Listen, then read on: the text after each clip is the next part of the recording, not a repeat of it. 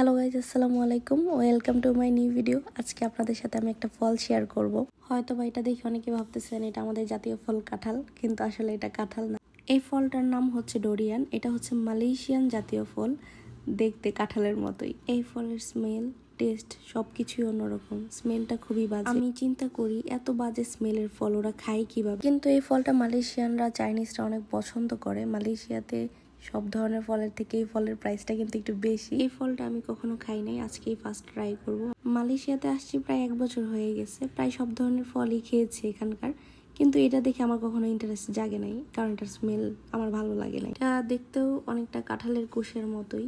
যাই হোক, খেয়ে দেখা যাক কেমন লাগে। আসলে প্রথমে মুখে দেওয়ার পরে ফলটা আমার কাছে আসলে ভালো লাগে নাই। দেন আমি এটা টেস্টটা বোঝার চেষ্টা করতেছি। তো দেন 2বার আরো ট্রাই করার পর আমার কাছে ভালোই লাগতেছে ফলটা। আমি যতটুকু খারাপ ভাবছিলাম, ফলটা কিন্তু খাইতে ততটাও খারাপ না। এই ফলটা কে কে খেয়েছেন অবশ্যই কমেন্ট করে জানাবেন, আর যারা এখনো খান নাই তারা ট্রাই করে দেখবেন। আশা করি ভালো লাগবে। ভিডিওটা ভালো লাগলে অবশ্যই একটা লাইক করে দিবেন। সবাই ভালো থাকবেন, সুস্থ থাকবেন। আল্লাহ হাফেজ।